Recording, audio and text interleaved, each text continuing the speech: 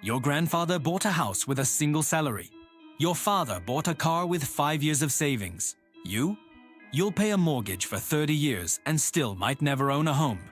But soon, everything might change.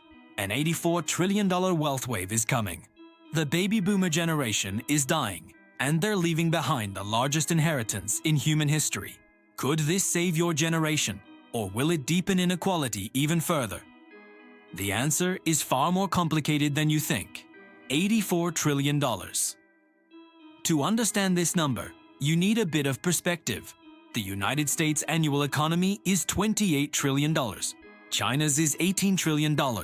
The entire European Union's annual output is around $19 trillion. $84 trillion is more than the combined annual output of these three giant economies, and this money will transfer from one generation to another over the next 20 years. According to calculations by Cerulli Associates, the baby boomer generation, those born between 1946 and 1964, currently holds approximately 53% of all wealth in America.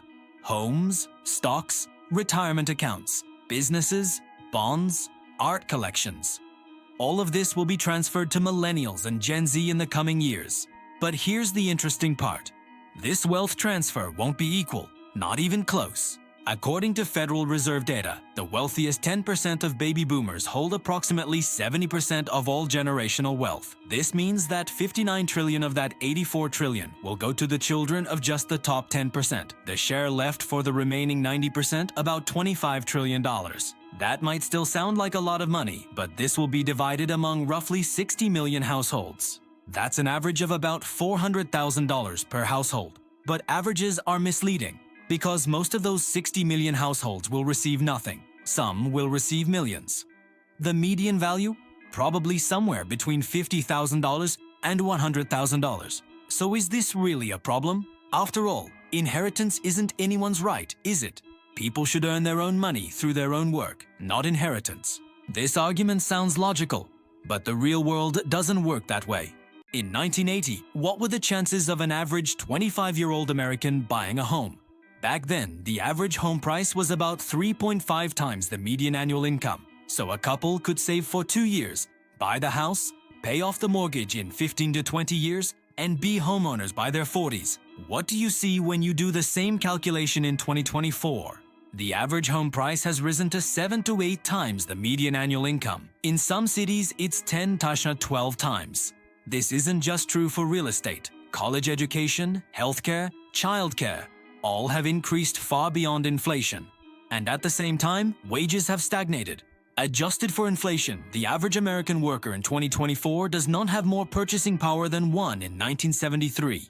Half a century has passed, productivity has doubled, but wages have stayed flat. So how is the younger generation surviving? By borrowing.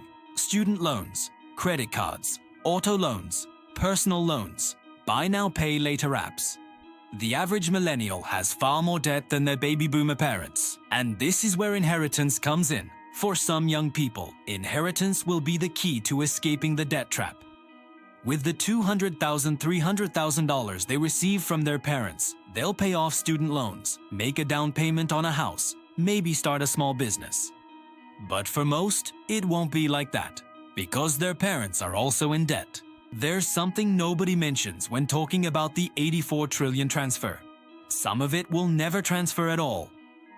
According to a Bank of America Merrill Lynch report, approximately 40% of baby boomers can't finance their retirement with anything beyond Medicare and Social Security, meaning they have no savings, no homes to leave behind, no stocks. When these people die, they won't leave inheritances. They'll leave bills, funeral expenses, credit card debts. In some cases, even reverse mortgage debts. They sold their homes to the bank in old age and used them like rent. And worse, even wealthy boomers won't leave their wealth to their children. At least not all of it. Long-term care costs have reached astronomical levels. Where does this expense come from? First, from the person's own savings. Then Medicaid kicks in. But to qualify, you first have to become poor. Meaning you have to sell your house, your car, your stocks, and spend it all. According to Brookings Institution calculations, approximately 20% of baby boomer wealth will go to health and care expenses. This means that $17 trillion of that $84 trillion will flow directly to hospitals, pharmaceutical companies, and nursing homes. So what's the real transfer amount left? Maybe $65 trillion. And 70% of that is going to the wealthiest 10%. So for this $84 trillion tsunami, who wins and who loses? Winners, first place, those who are already wealthy. If a child with a $1 million portfolio receives another $2 to $3 million from their parents, their portfolio grows to $3 to $4 million. That means $200,000, $300,000 in annual investment returns. They can live off investment returns alone. Second place, only children. If a baby boomer has just one child, that child gets the entire inheritance. But if there are 3 or 4 children, the inheritance gets divided and its impact diminishes. Third place, early inheritors. Some wealthy families transfer money to their children while still alive to take advantage of tax benefits. These children receive their money in their 30s and 40s, exactly when they're starting businesses, buying homes, starting families. Inheriting at 70 is not the same as inheriting at 35. Losers. First place, Black and Latino families. According to Federal Reserve data, the median wealth of white families is approximately $189,000. Black families, $24,000. Latino families, $36,000. So the wealth transfer deepens the racial divide as well. Second place, large families. The more an inheritance is divided, the less its impact. Third place, the geographically disadvantaged.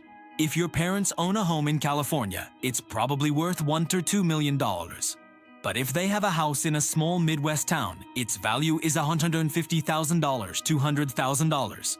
And finally, those who receive nothing, those whose parents rented, those whose parents are in debt, those whose parents died long ago and consumed their inheritance. Economists call this situation the reconcentration of wealth. French economist Thomas Piketty's famous book Capital talks exactly about this. In a capitalist system, the return on capital R grows faster than economic growth, G, meaning the rich get richer faster, and inheritance accelerates this cycle. Some countries use estate taxes to solve this problem. America has a federal estate tax, but it only applies to inheritances above $13.6 million. So in practice, only the top 0.1% pay it. Some European countries are much more aggressive. For example, the UK has a 40% estate tax. In Japan, it can go up to 55%. But these taxes aren't perfect either.